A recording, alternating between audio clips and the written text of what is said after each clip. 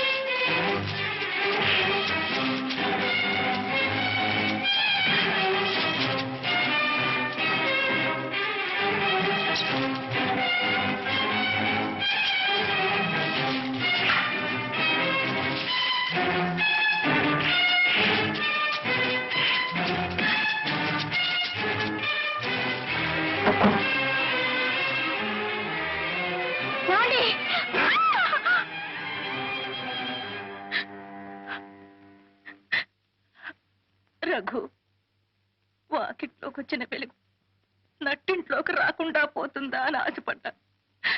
నువ్వు శ్రద్ధగా చదివి పరీక్ష పాస్ అయి మంచి మార్కులు తెచ్చుకుంటే మన కష్టాలు గట్టెక్కుతాయనుకున్నాను. ఏమిట్రా ఇది? రఘు, మాట్లాడలేక మాట్లాడటం లేదా, లేక మాట్లాడకూడదని మాట్లాడటం లేదా?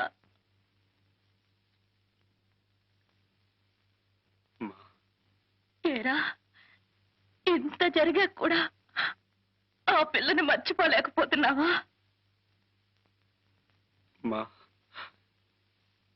ఇన్ని అడ్డంకులు వస్తాయని, కలతలు వస్తాయని ఊహించకుండా ఉంటుంటే మానేస్తానని చెప్పేవాడినేమో.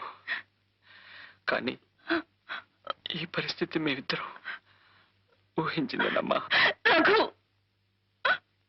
ఎందుకో ఏమిటో తెలియటం లేదమ్మా.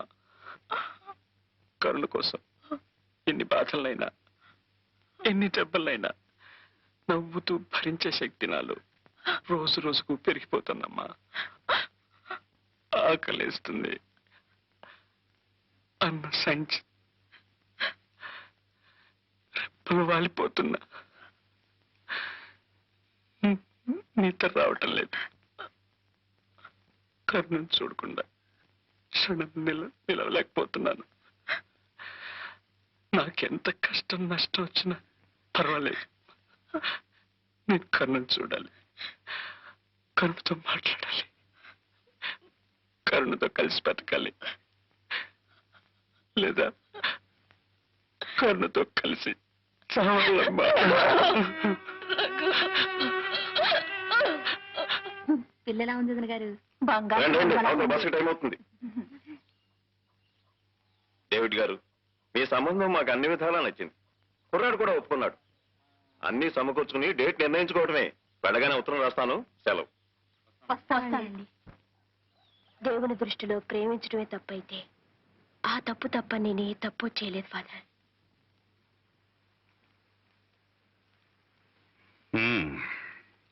ఈ సమస్యకి పరిష్కారం అంత సులభంగా లభిస్తుందని నేను అనుకోను. అయినా డేవిడ్తో చెప్పి చూస్తాను. God is great.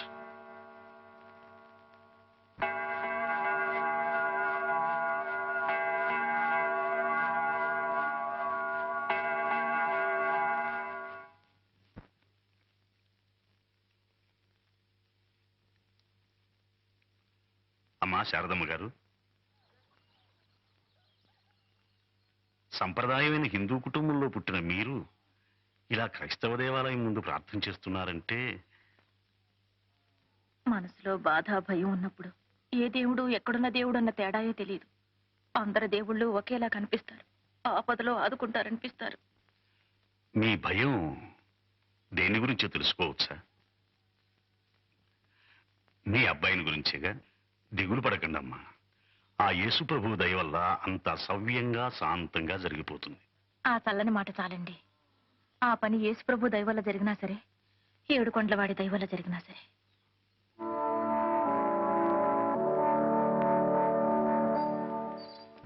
ఫాదర్, మీరేమి ఇలా మాట్లాడుతున్నది? మనమెవరు, వాళ్ళెవరు? నేనిప్పుడు మాట్లాడుతున్నది 2 మతాలని గురించి కాదు, 2 జీవితాలని గురించి. రేపే అతను మతం మార్చుకుంటే నీకే అభ్యంతరం ఉండదేమో.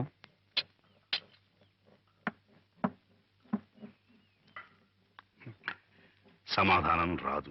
ఎందుకంటే ఈ పెళ్లికి అడ్డొచ్చింది కేవలం నీ మతం కాదు, నీ ఆస్తి అంతస్తు.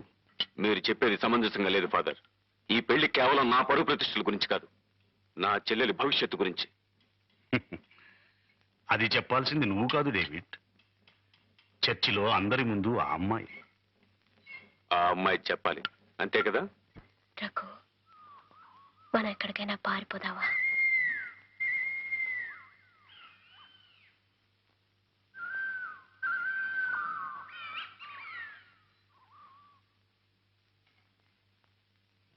మా అన్నయ్య నాకు పెళ్లి నిశ్చయించాడు. మానవత్వం లేని మనుషులకు మన మనసులు ఎలా అర్థమవుతాయి? నా మాట విను, మనం ఎక్కడికైనా పారిపోదాం. అది పిరికి వాళ్ళ లక్షణం. అంతకంటే ఆత్మహత్య మంచిది. కరుణ, ఒక్క మాట విను. నా కొన ఊపిరున్నంత వరకు ఎవ్వరూ ఏమీ చేయలేరు.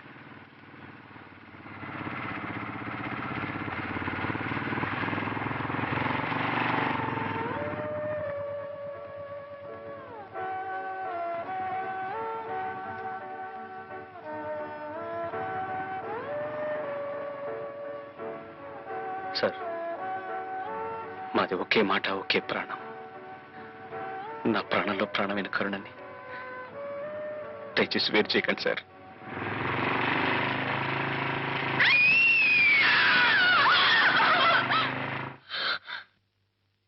గువ్వ పెట్టల్లా గుండెల్లో పెట్టుకుని నిన్ను అపురూపంగా పెంచానే, ఆ గుండెనే రాబందులా చీల్చి చీల్చి పడేసావు కదే విశ్వాసఘాతకురాలా. 4 రోజుల్లో పెళ్లి పెట్టుకుని నా ఇంటి ముందే, నా కళ్ళ ముందే వాటితో కునుకుతావా? నిన్ను ముక్కలు ముక్కలుగా నరికి పోగులు పెట్టిన పాపం లేదే.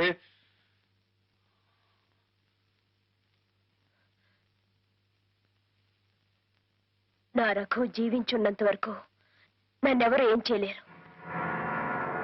ఏమన్నావు? నా రఘు జీవించున్నంత వరకు నన్నెవరు ఏం చేయలేరని చెప్తున్నాను. నా రఘు జీవించున్నంత వరకు, నా రఘు జీవించున్నంత వరకు, నా రఘు జీవించున్నంత వరకు ఆ